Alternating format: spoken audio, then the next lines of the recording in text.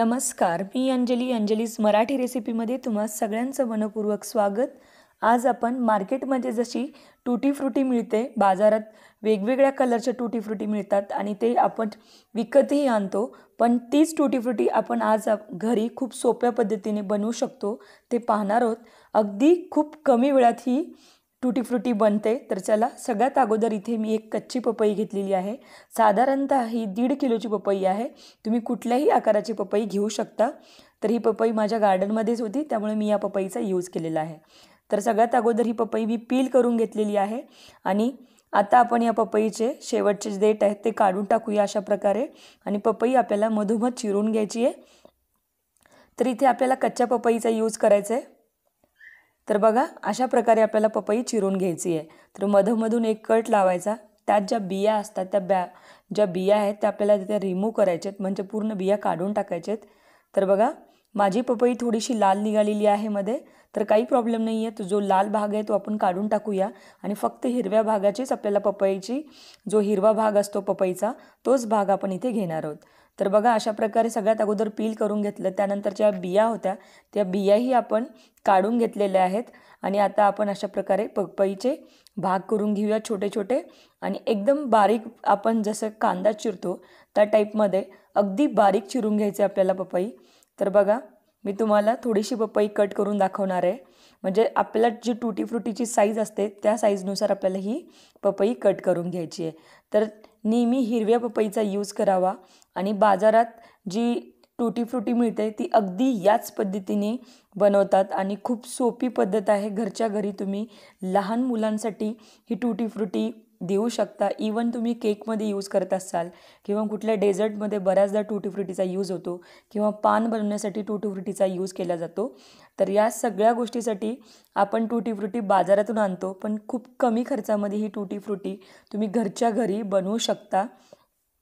तर निरनिराळ्या प्रकारची याला चेरीही म्हणलं जातं। तर बघा, अशा प्रकारे आपण लहान लहान सगळे तुकडे करून घेणार आहोत।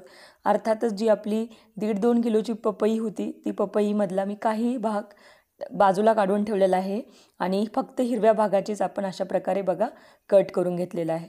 तर गॅसवर आपण एका पातेल्यात पाणी ठेवले। पाणी उकळल्यानंतर आपल्याला त्यामध्ये हे पपईचे तुकडे टाकून घ्यायचे, बारीक बारीक कट करायचे। हव्या त्या साईजमध्ये तुम्ही कट करू शकता। साधारणतः आपल्याला ही पपई एक 15 ते 20 मिनटं शिजवायची आहे, अर्धवट शिजवायची आहे, तर खूप जास्त कुक करायचं नाही आहे।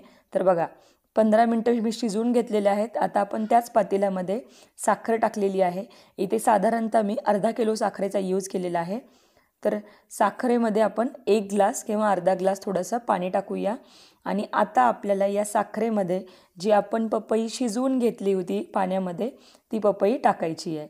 तर बघा, इथे गरम आहे पपई।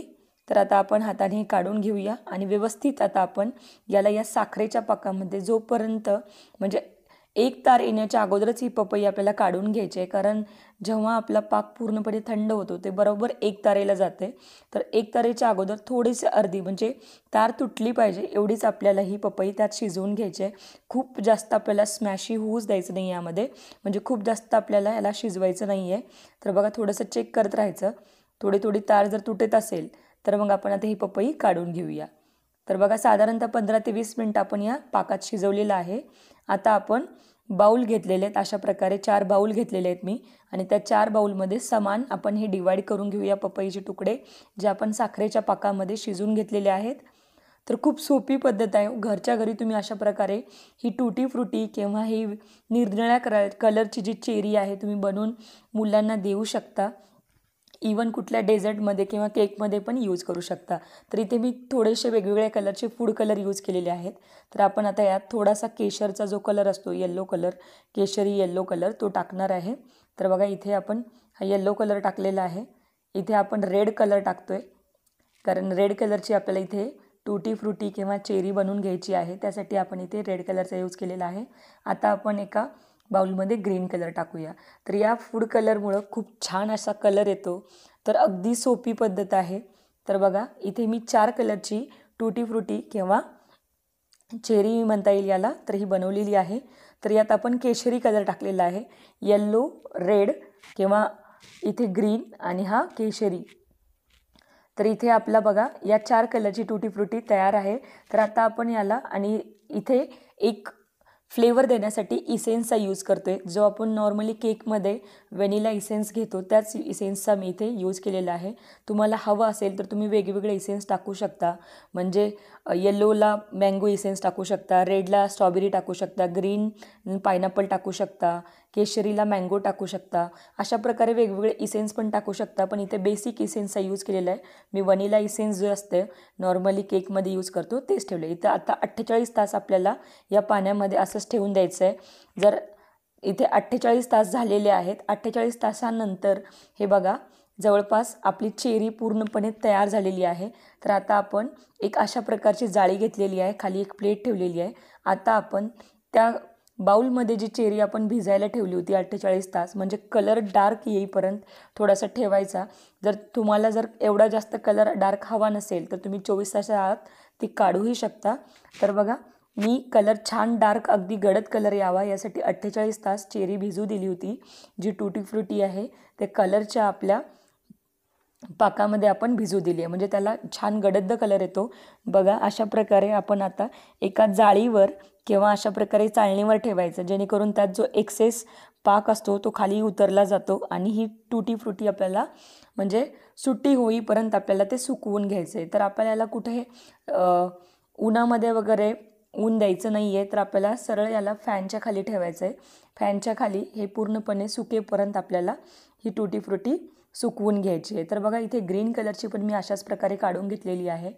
तर काय होतं यात जो पाक असतो तो पाक खाली नितरला जातो आणि ही टूटी फ्रुटी हळूहळू सुकायला सुरुवात होते. तर इथे आपली रेड, केशरी आणि हा जो ग्रीन कलर आहे तो मी इथे टूटी फ्रुटी काढून घेतलेली आहे. तर याच पद्धतीने येल्लो कलरची पण टूटी फ्रुटी आपण काढून घेऊया आणि या जाळीवर ठेवूया. बघितले ना किती सोपे आहे, म्हणजे या प्रकारची चेरी किंवा टूटी फ्रुटी घरी बनवणं. अगदी कमी वेळात आपण ही बनवू शकतो. घरच्या घरी एक 2-3 दिवस जर प्रिपरेशन केलं तर अशा प्रकारे मोठ्या प्रमाणात तुम्ही बनवून फ्रीजमध्ये एका कंटेनरमध्ये भरून बरेच दिवस वापरू शकता. तर बघा इथे आपण सगळ्या प्रकारच्या टूटी फ्रुटी बनवलेत आणि जर हवं असेल तर तुम्ही व्हाईट कलरची पण टूटी फ्रुटी ठेवू शकता. फक्त त्यात कुठलाही कलर वगैरे ॲड करायचा नाही. अशा प्रकारे 4 ते 5 प्रकारची तुम्ही टूटी फ्रुटी घरच्या घरी बनवू शकता.